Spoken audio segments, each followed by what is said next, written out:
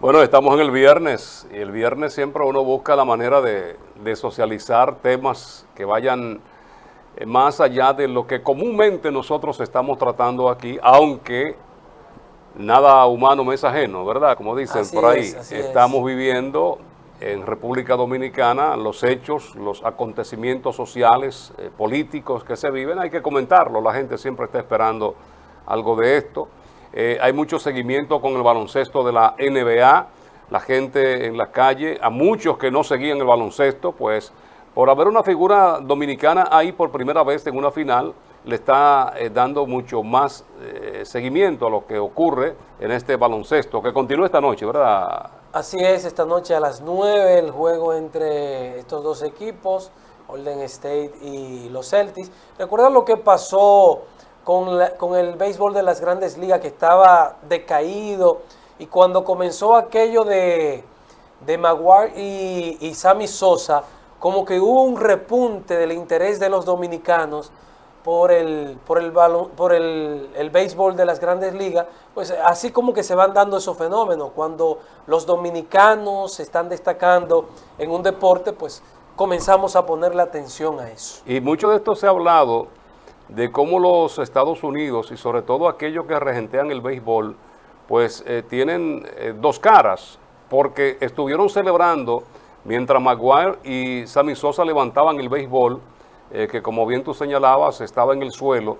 Estos no van a poder ingresar al Salón de la Fama porque se supone de que ellos utilizaron sustancias que hoy, en aquella ocasión, quizá no estaban tan controladas como hoy día, que fue lo que ocurrió con Alex Rodríguez y con otros, que en aquella oportunidad, el mismo Barry Bonds, que no ha podido todavía ser parte del nicho de los inmortales en el béisbol de las mayores. Los más altos reconocimientos se le hicieron a esas dos figuras, inclusive en Chicago hasta calles llevaban el nombre de Sammy Sosa, aquí en República Dominicana por igual. Sin embargo, estos están impedidos de ir al Salón de la Fama. Las boletas han llegado, pero el rechazo ha sido prácticamente unánime por parte de aquellos que tienen el derecho de elegir a los inmortales. En el caso de Maguire se comprobó el uso de sustancias, pero con Sammy Sosa no se comprobó. Se Todo publicaron libros y cosas. En el rumor, todo se quedó en el plano del rumor. Sabemos que Sammy tiene los números. Sí hubo algunas conductas un poco éticas. Recuerdan lo del bate, ¿verdad? El corcho, sí. El corcho del bate, eso sí refiere a una conducta antideportiva, pero lo del uso de sustancia en el caso de Sammy Sosa nunca fue comprobado. Aprovecho, como dice Frank, estamos en noticias más light. Esto para comunicar de un accidente que sufrió en el día de ayer el cardenal de Haití. El cardenal Chili Langlois es el cardenal de Haití en funciones. Tuvo un accidente y se le fracturaron algunas de sus extremidades. Así que nosotros nos unimos a la comunidad preocupada por el cardenal de esa nación. Sabemos que un cardenal en un país como los nuestros es una figura de mucha relevancia, de mucha importancia, y a todos nos une la misma fe, independientemente de la religión que tengamos. Que muchos estarán preguntando, y usted tiene la respuesta, ¿por qué Haití tiene un cardenal y República Dominicana no lo tiene? Nosotros tenemos un cardenal porque ese título de honor no se pierde. No se pierde. Entonces, el cardenal López Rodríguez, aunque ya está fuera de funciones, ya por su edad y también por su estado de salud, pues no está ejerciendo.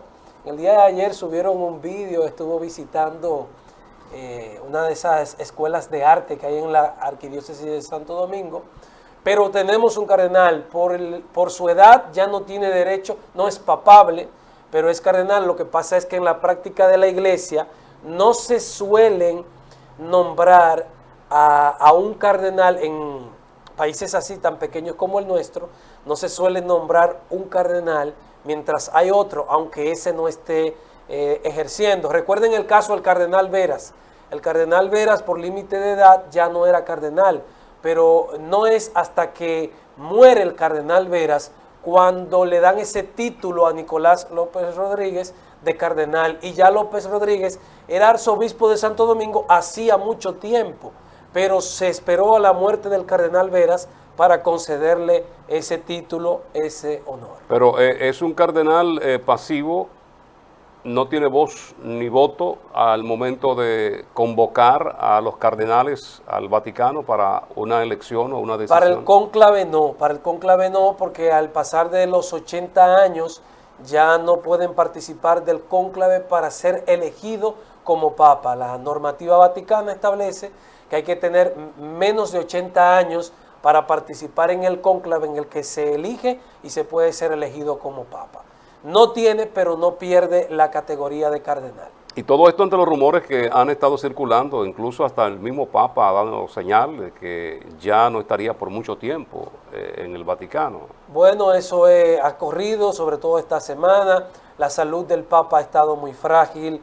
El Papa en los últimos meses se ha sometido a cirugías, ha tenido que ir a múltiples de sus audiencias y celebraciones en silla de rueda, en algunas ocasiones asistencia de 2 personas para poder incorporarlo, ponerlo de pie, ya ni siquiera caminar con el bastón es suficiente, las rodillas no le están respondiendo, y él va el próximo, bueno, en agosto, dice que va a la tumba de Celestino V, que hemos dicho fue el último papa que renunció antes de Benedicto. Benedicto visitó la tumba de Celestino V y un tiempo después entonces renunció.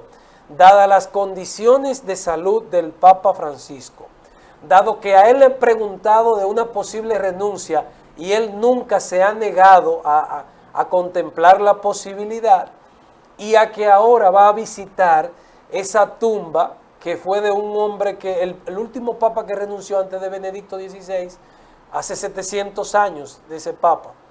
Y entonces parece que todo eso ha creado un clima, un contexto en el que se prevé una posible renuncia, Así que parece que suenan los violines de la renuncia en el Vaticano y hay aires de cónclave por ahí. Pero eso solo lo saben, al parecer, el Espíritu Santo y el Papa Francisco. Un sumo pontífice que rompió todos los esquemas en el mundo papal, si así cabe el término, rompiendo protocolos y todo este tipo de cosas. Un hombre muy afable que se acercaba sin importar quizá y medir consecuencias. Hoy que vivimos un mundo tan convulso con esto de las agresiones, con esto del terrorismo que ha estado azotando todo el mundo, y sin embargo un hombre bastante abierto, el primer latinoamericano en tenerlo ahí. Así es, el primero en el papado, la seguridad en los primeros días, la seguridad papal, el grupo de la Regendería Vaticana, una cosa es la Guardia Suiza, que es como una especie de ejército, ¿verdad?, del Estado del Vaticano, también tiene que ver con el cuidado, y lo otro es como la regendería, que es como la policía, el equipo de seguridad.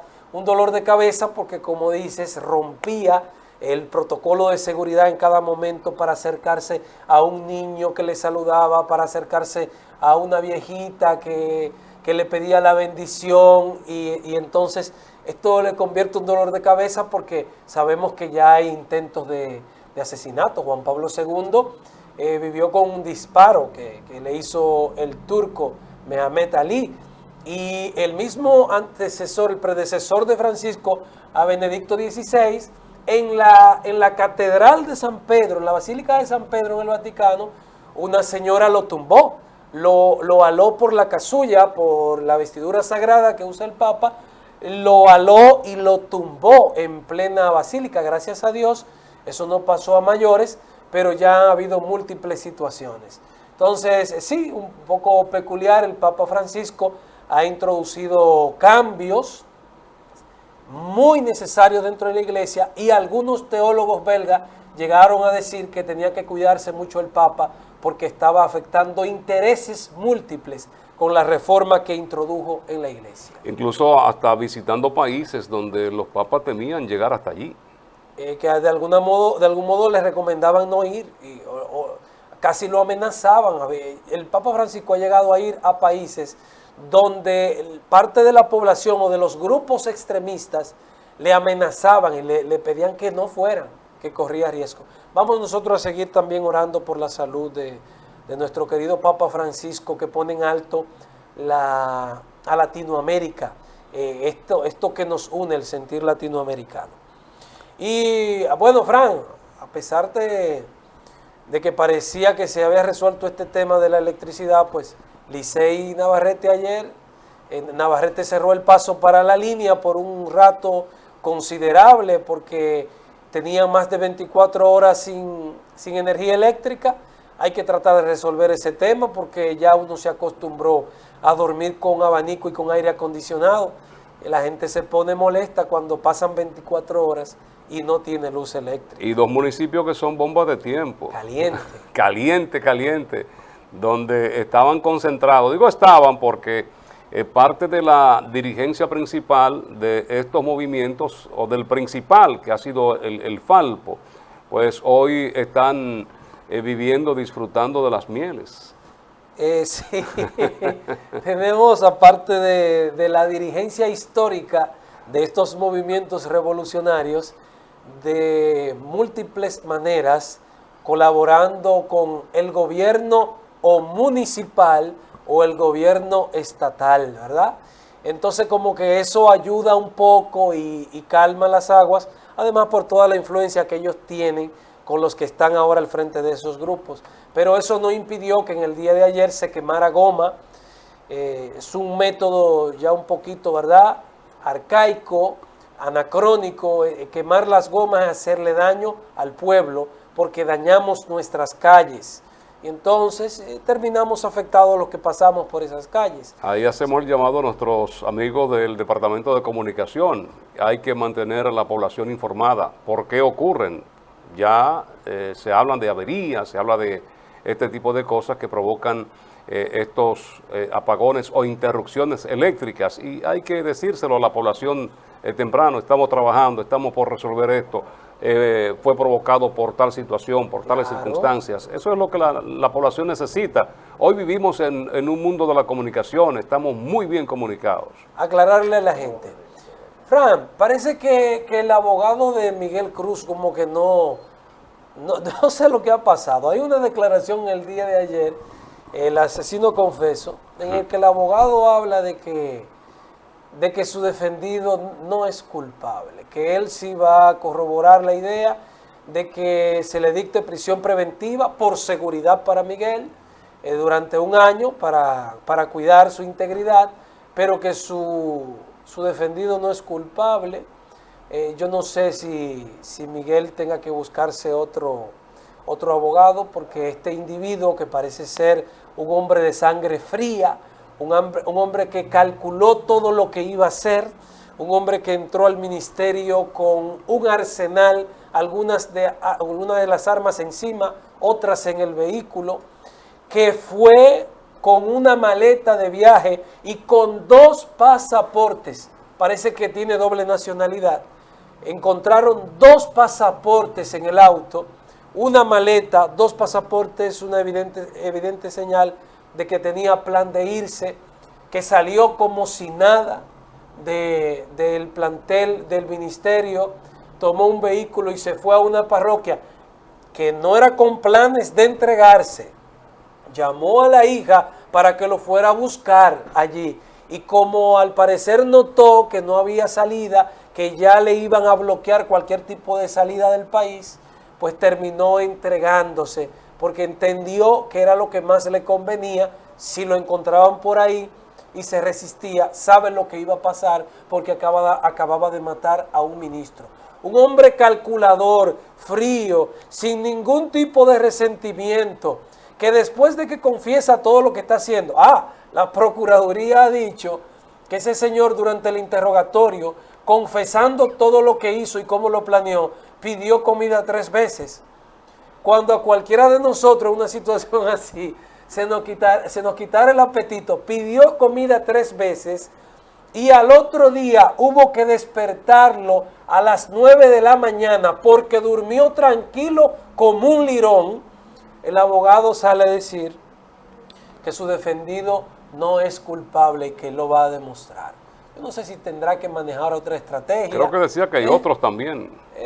Pero por Dios, en este caso, tal vez se debe ayudar más del abogado del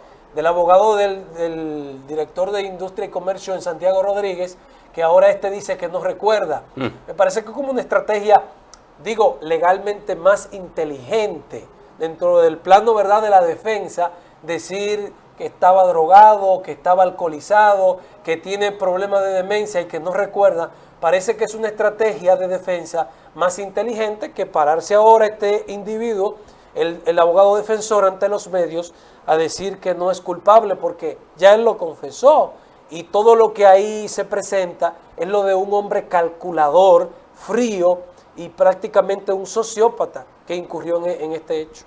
Vamos a publicidad, ya regresamos en breve, estamos en el tiempo de el compartir con nuestro invitado, es el tiempo de la hora de la entrevista del Café Santo Domingo, el café de Diario 55, ya volvemos.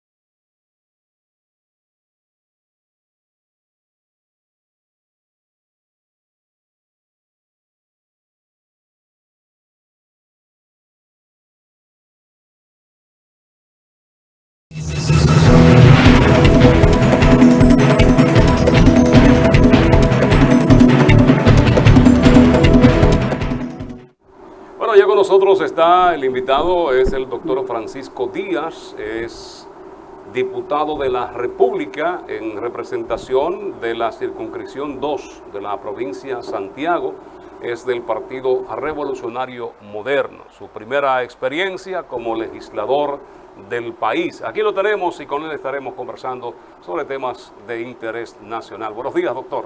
Buen día. ¿Cómo estás, Henry? Buen día a los televidentes de nuestro Café 55. Estamos a la orden. Hay muchos temas para socializar con usted, desde su experiencia en la medicina, la política, el Congreso. Y ante esta ola honorable de tantos actos delictivos, vamos nosotros a seguir juzgando a los delincuentes, a los corruptos, con un código penal del siglo XIX. ¿Qué vamos a hacer desde la Cámara de Diputados, desde el Congreso? Parte de mis entrevistas generalmente son muy variadas. Muchas veces voy por una entrevista política y paramos hablando la entrevista entera de medicina. Muchas veces sucede eso. Casualmente me pasó en una entrevista en el Congreso, cuando entrevistan a los congresistas, y resulta que fui a hablar de política y terminamos hablando 1 hora y media de medicina, eso fue en Semana Santa ahí, pero sí, tenemos muchos temas y ahora mismo la sociedad actual está en una situación muy interesante, eventos imprevistos, situaciones que han consternado el país, la seguridad ciudadana, ahora mismo con una ola de delincuencia que el gobierno está enfrentando, pero sobre todo con un código penal que tiene todas las herramientas para poder encasillar primero todos los delitos y segundo para hacerle frente a la delincuencia que está en camino. Recordarle que el Código Penal está acabado. El problema del Código Penal simplemente está enfocado en una pequeña pero gran diferencia del punto de vista conceptual. Es la palabra preferencia sexual, el contexto de la expresión, pero preferencia. Donde habemos muchas personas que entendemos por nuestros conceptos sociales y religiosos que no debe de estar ahí. Y que eso abre una ventana a que sucedan una serie de eventos en nuestra sociedad de los cuales en el futuro no podemos arrepentir, y de los hombres de familia, las personas de familia de este país, protegemos a nuestros hijos. ¿Y lo de las causales está definido, doctor? Lo de las causales están definidas, las causales no están en discusión en el código. En el Congreso existe un buen hábito, existe un buen ánimo para que se dé ese código penal. Inclusive existe la posibilidad de que se vuelva a reintroducir, sobre todo mediante la Cámara de Diputados, porque sí existe, a diferencia de lo que se piensa en la sociedad dominicana o algunos sectores, sí existe la voluntad, pero sobre todo el deseo de muchos congresistas, en el caso mío también, de que exista un código penal de acorde a los nuevos tiempos, pero sobre todo que pueda tipificar, enfrentar y castigar los nuevos delitos.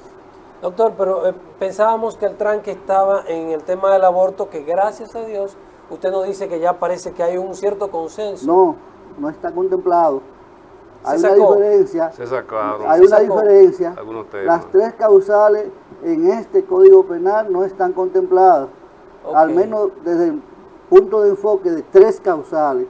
Yo soy médico, te puedo explicar perfectamente lo que son las 3 causales, sobre todo cuando hay cuando la vida de la madre está en peligro. Eso es algo que hasta la misma Ley General de Salud lo prevé, y también el mismo ejercicio como médico. Malo está donde se quiere meter el aborto libre, de libre elección, en una sociedad como esta, donde nosotros respetamos primero nuestros principios, segundo la Constitución en el artículo 37, donde dice que la percepción o la vida se comienza a gestar desde el mismo momento de la concepción. Entonces, esa parte, para poder entrar a las 3 causales, lo primero que tiene que haber una reforma constitucional. Aparte de que Ya ustedes vieron el tranque que había entre los pros vida y los pros causales.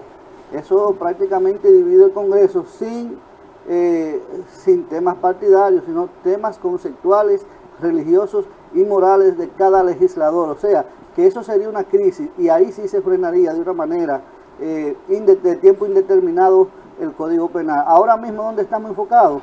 En que la preferencia sexual suya es un concepto personal, individual, donde usted no tiene que decirle al mundo si usted o no, ese es su problema, y donde la ley lo protege porque usted, sea una cosa o la otra, encaja donde se les respetan sus derechos ciudadanos y derechos humanos. Vamos a brindarle café al doctor Francisco Díaz, que está con nosotros, diputado. Claro café que siempre cae bien, el Café Santo Domingo, lo mejor de lo nuestro. Gracias. En estas 3 presentaciones. Gracias, Xiomara, el Suardí, Perla Roja y bueno. El Gran Sierra. Sí, está bueno. Sí, disfrútelo. Xiomara sabe colarlo. En muchos lugares se lo bebe uno y es por compromiso. Se habla de una reforma a la Constitución, pero son puntos específicos, doctor, porque una reforma a la Constitución suena muy amplio. Lo primero es que, aunque usted le cambie un punto a una en la Constitución, ya es una reforma constitucional desde el aspecto conceptual. Desde el aspecto conceptual.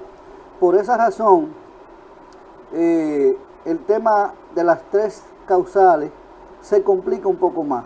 Usted le cambió el punto a una ya no es lo mismo una I sin punto que sí, con punto. Entonces, le quiero decir esa parte porque quizás se ha expresado de que el Código Penal está dormido dentro del Congreso, y realmente para personas como yo y para muchas otras personas, sobre todo los que dirigen las cámaras altas y bajas, tanto Eduardo como el diputado Pacheco, tienen una firme intención de que el Código Penal salga a la luz y se dote a la República Dominicana de una herramienta tan importante para la sociedad y en momentos de crisis, ya sea de una u otra, como en el caso de la seguridad ciudadana, donde tenemos nuevos tipos de delitos. En el siglo antepasado, vamos a decir, porque ya estamos en el siglo XXI, no existía lo que era el narcotráfico, al menos de las sustancias el sicariato no está tipificado no está aquí. Contemplado, y hay más de 90 tipos de delitos que no están contemplados, que se cometen. Ahora mismo las redes sociales son un avance de la tecnología, un avance de la comunicación, pero también las redes sociales, el uso indiscriminado, son una amenaza para los individuos cuando se usan de manera indiscriminada, primero, y donde se puede dañar la honra de cualquier ciudadano, y usted no encuentra cómo ser resarcido. Los delitos de alta tecnología, ¿verdad?, que se van cometiendo.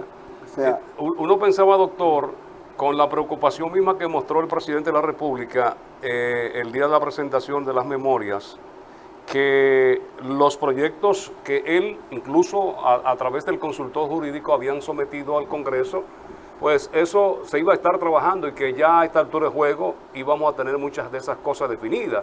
La población critica y dice, el Congreso lo que está en cháchara, en nombrar el Día de la Bicicleta, con el respeto que merecen los ciclistas. Pero hay temas que son prioritarios, que debiera prestarse la atención. Recuerda, Henry, que el Congreso es una representación de lo que es la ciudadanía en general. Ahí hay sectores que te voy a decir que pertenecen, hablando del tema que estamos en el café, que representan sectores empresariales e intereses económicos como el café. Sí, la parte agraria, vamos a llevar. Hay sectores que representan el sector gallístico, hay sectores que representan el sector cultural. Yo soy yo mismo. Rifero. Yo mismo represento un sector que es la salud, porque yo vengo, trabajo, y cuando salgo del Congreso voy a mi clínica, a mi consultorio, a ver mis pacientes, y tengo que ver y velar porque el servicio a los médicos, pero sobre todo el servicio en respecto a que mejore la calidad de salud de los ciudadanos, se dé. O sea, eso discutía yo ayer en el Congreso, cuando estaba presidiendo la Comisión de Salud, que recibía una comisión de la Asociación de Empresarios de República Dominicana con respecto a la ley del etiquetado frontal. Ellos fueron ahí, no fue a hablar de salud, ellos no fueron a hablar de tabaco, ellos fueron a hablar del tema que le compete sus negocios, sus intereses, pero sobre todo también, como les decía a ellos, estamos para que legislar y actuar a favor de la ciudadanía. Lo demás es lo demás, los intereses quedan atrás. Por lo tanto, el Congreso es simplemente una representación de todo. Entonces tenemos que ver al Congreso como tal. Existe, yo nunca había visto, gente, una campaña tan feroz en contra de un Congreso en la República Dominicana. Y te voy a decir algo, porque hay estadísticas que se conocen pero que no se promueven. Porque de Congreso, vamos a suponer, se dice algo, se riega o se promueve esa noticia despectiva, degradativa, pero hay muchas cosas buenas que se hacen en el Congreso y existe, y es un instrumento de la democracia. El Congreso es el primer poder del Estado, pero es el poder donde se crean las leyes que hoy nos rigen, que hoy nos someten a la obediencia, pero sobre todo las que nos otorgan nuestros derechos. Por ejemplo, te puedo decir a ti algo, que el Congreso, yo no sabía que se trabajaba tanto. Ayer no había sesión, pero sin embargo, ayer estaba el Congreso entero, todos los congresistas en reuniones de comisión, incluyéndome a mí. Yo tuve que salir a las 5:30 de la mañana, pero yo tuve que regresar a las 4 de la tarde del Congreso. O sea, muchas veces lo que no se ve o pasa bajo perfil. No defiendo, porque como es una representación de todo el Congreso, existen muchas cosas buenas y otras que no son tan buenas y otras que son muy malas. Ahora, nosotros como ciudadanos conscientes debemos de juzgar las cosas como son, no como nos conviene.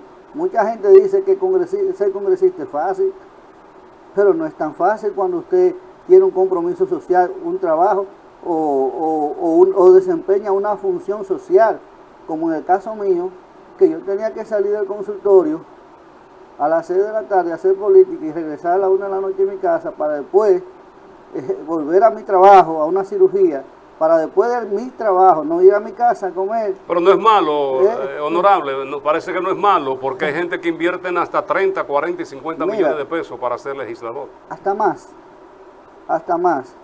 No te voy a decir que sea malo o bueno, no te lo voy a decir. En el caso mío es una experiencia diferente,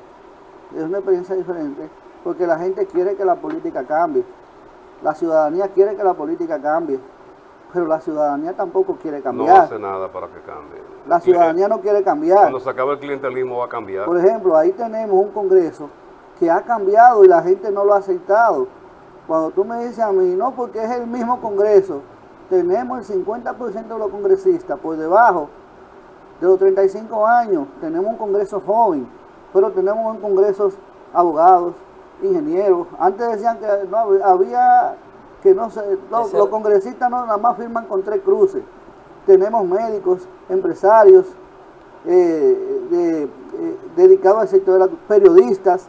Ahí tenemos un excelente exponente de ustedes, lo que es el periodismo, como es Aníbal Díaz. O sea, vamos a resaltar lo bueno. Por 10 cosas buenas que existen, no vamos a resaltar entonces una mala que empaña la imagen de una institución que va en beneficio y que debe permanecer para el beneficio de la ciudadanía, esté yo o no esté mañana. Ese es mi punto de vista, cosa que pensaba diferente antes de llegar.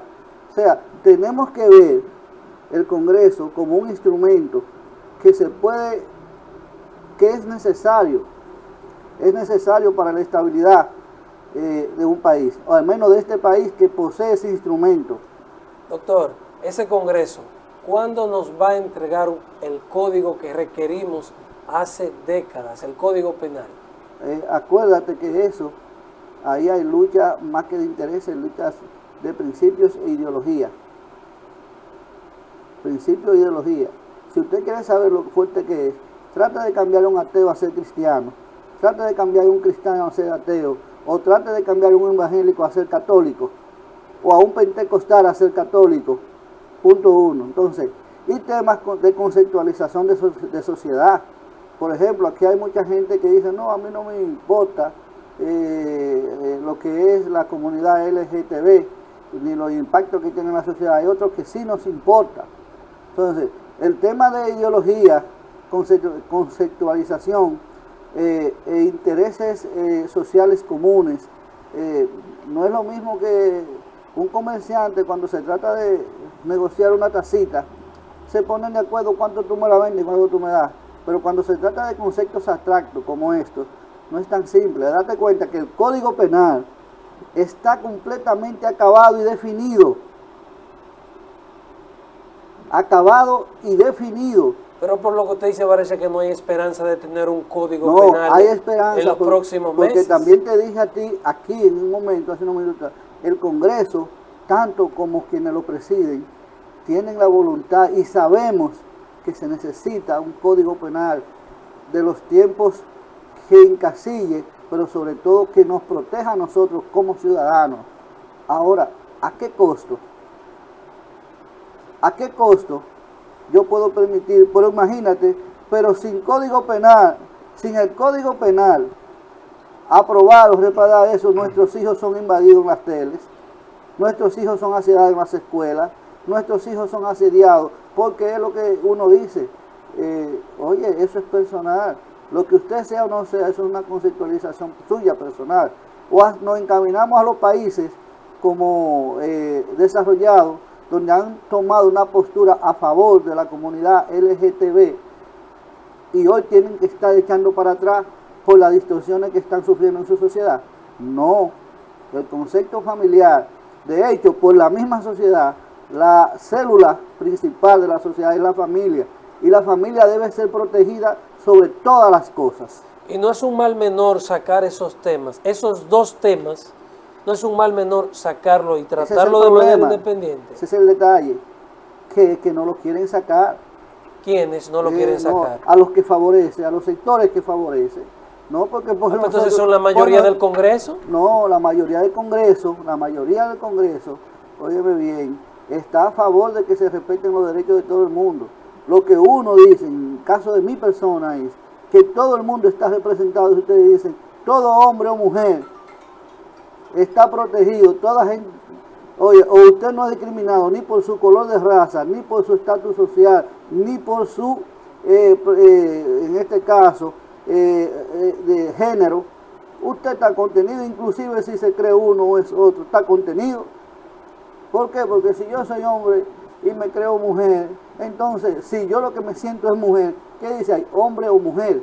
Entonces, lamentablemente, la Constitución no está para compresar a minoría ni a un grupito, está para proteger a la mayoría y a la sociedad en general.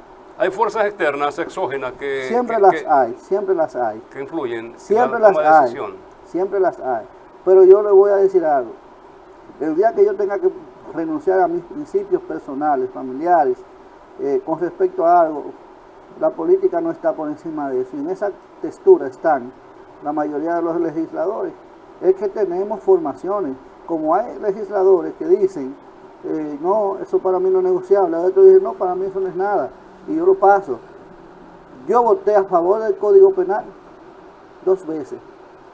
Aún sacrificando, decía, ese mismo concepto, con la esperanza que ese artículo pueda modificarse. Yo soy un hombre, padre de 6 hijos, donde yo entiendo que mis hijos cuando sean adultos pueden elegir y ser lo que ellos quieran ser, y lo voy a respetar, y lo voy a amar, y lo voy a respaldar, pero déjenlo ser lo que ellos quieran, no donde una sociedad enferma lo induzca. ¿Y la extinción de dominio? ¿Qué va eso? La ley ¿No quieren amolar cuchillo para su garganta? Lo primero es que la extinción de dominio, que la ley no es retroactiva, pero se puede buscar la manera. Yo creo que la ley no es retroactiva, pero debe buscarse una forma. ¿Por qué? Porque usted mate a una gente hoy y mañana cambien las reglas del juego, eso no significa que usted debe ser eximido de su delito. Entonces, la ley de extinción de dominio no ha llegado a la Cámara de Diputados, no ha llegado al hemiciclo per se, pero todo el mundo sabe, todos sabemos de qué se trata, claro. Todos sabemos hacia dónde se dirige, todos sabemos, como tú dijiste hace unos minutos, siempre hay fuerzas externas. Estados Unidos está muy interesado, yo estoy de acuerdo con la extinción de dominio, siempre y cuando existan las estructuras judiciales lo suficientemente fuertes para que esa no sea una arma que se utilice políticamente en contra del contrario. Ojo con eso. Claro. En contra del contrario. No, hoy estoy en el poder, hoy yo tengo esa herramienta, déjame destruir la oposición. No, hay que verle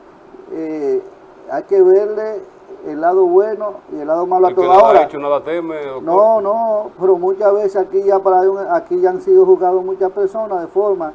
Estamos hablando de una justicia independiente actualmente. Se está hablando de una justicia independiente y vamos en pro de un proceso de modificación y modernización de la justicia gracias al desprendimiento del presidente. Y si el presidente no está interesado en desprenderse de esa herramienta. Pero es que toda ley siempre tendrá esa disyuntiva de que puede utilizarse, puede mal utilizarse. Ojo con eso, no estoy en contra. Porque una cosa es ser consciente y objetivo y otra cosa es estar en contra.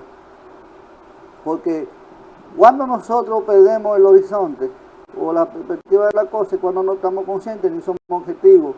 Adiós, esto es un país donde ahora mismo el presidente acaba de decir que en 20 meses se han incautado más de 60 toneladas de droga. Entonces, ¿qué te quiero decir? Que para un país donde en 20 meses se incautan 60 toneladas de droga, imagínate, también súmale la que han pasado, tírale un estimado de un 25%. Porque tenemos más droga hoy que antes.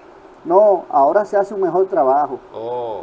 Ahora se hace un mejor trabajo. Yo pensé que la pandemia había creado la ansiedad en poblaciones que antes consumían menos y ahora están consumiendo más, doctor. ¿Usted sabe de eso, doctor? No, es que esta no es una sociedad, la sociedad dominicana, aunque el fenómeno de los trastornos psicológicos y depresivos existe en todas las sociedades, la sociedad dominicana... Pero somos puentes, no es para consumo propio. Aquí se consume una cosita. doctor. No, es que ya pasamos a eso también. Porque es como dijo el presidente, el presidente quizás no es una persona, un perito en la materia, pero tiene muchos aciertos. Dice, no, ya se paga con especias. Claro, que lo que se pagaba con dinero antes. Lo que se boronea aquí para dejarla pasar es parte de la misma mercancía. Y eso en los últimos 25 años es lo que ha permeado más a la sociedad dominicana. Y eso, Henry, tenemos que tenerlo muy claro y muy presente. Ya la droga nosotros antes... En la época de los 80, que tuvimos una infancia y una adolescencia, era una sociedad más equilibrada, más sana, menos corrompida, menos invadida por los sectores o por los factores de los vicios. Inmediatamente se comienza a pagar en especia, ya a finales de los 80, a principios de los 90, ya se nos comienza a deteriorar el entorno. Se nos comienzan a tornar los barrios más agresivos, tenemos, por cierto, con el Código Penal, a tener otros tipos de delitos en base y basado en lo que es el narcotráfico, tanto el macro como el microtráfico. Entonces, aunque te puedo decir que esa parte, para caer en el punto principal, sí estoy de acuerdo con la extinción de dominio por todo lo que mencionamos. Lo que no estoy de acuerdo es que mañana sea un instrumento, si no está firmemente regulado, si no tenemos una estructura judicial lo suficientemente fuerte para que no sea modificada ni utilizada como punta de lanza, hasta en contra de ti, en contra de cualquier ciudadano, que no tiene que ser político. No tiene que ser político. Que no tiene que ser político, porque no es una ley en contra de los políticos, es una ley en contra del lavado de activos ilícitos. Claro. Entonces, no tiene que ser político, porque mañana en el 24 yo me retiro del Congreso, aunque haga vida partidaria, y seguiré siendo médico. Y como en las villas del Señor existe todo, ¿y cuántos médicos no se dedican al lavado de ilícitos o al lavado de recursos del narcotráfico? O sea, ¿y cuántos ingenieros no lo hacen? Entonces tenemos que tener, como digo, la objetividad es algo importante cuando uno desempeña una función pública o privada o cuando está en un rol determinante. La ley de extinción de dominio es importante y nos va a ayudar a organizar muchas cosas, pero la comisión bicameral que lo está estudiando, que sí lo está haciendo, yo creo que está haciendo un excelente trabajo, porque es una de las comisiones que está más activa y se reúne. Una comisión bicameral, yo no estoy. ¿Esa es la que va a los resorts? Pero hay un detalle muy importante, no defiendo ni cosas, porque yo le voy a decir algo que yo digo en Santo Domingo. Yo a Santo Domingo entro de espalda, porque a mí... Enfrentas a Santiago. No, es que a mí no me gusta salir de Santiago, con congreso, sin congreso. A Santiago lo pueden sacar por las cuatro esquinas, y yo tengo todo lo que necesito en Santiago. Pero tú sabes que asumimos una responsabilidad, un compromiso. Sí. Asumimos un compromiso, y esa es parte del tema que te marqué cuando iniciamos. Asumimos un compromiso y hay que salir. A mí no me gusta salir de Santiago. Si quiero un buen restaurante lo tengo en Santiago, si quiero un buen cine lo tengo en Santiago. Además de que soy un hombre de casa, me gusta estar en mi casa y me gusta estar en mi trabajo. Si quiero ir a una playa, estoy a 1 hora de Puerto Plata, voy y vengo. Entonces, a mí no me gusta salir de Santiago. Los santiagueros somos así. Pero hay situaciones que escapan, a pesar de que tenemos un congreso y buenas oficinas, hay situaciones coyunturales, porque te voy a decir algo, inclusive por las imágenes, los videos que mandan. Cuando una comisión va a un lugar determinado, trabaja 12 y 14 horas, cosa que no tiene las condiciones por lo prolongado de la discusión, o quizá por la discrecionalidad del tema, no tiene las condiciones necesarias para trabajarlo ahí. Eso es evidente. Que lo haga uno con razón o sin razón, no es el tema que me afecta, porque a mí no me interesa ni me gusta la playa. Doctor, ¿qué es lo que ha pasado con la solicitud que ha hecho el gobierno de aprobación para un nuevo préstamo?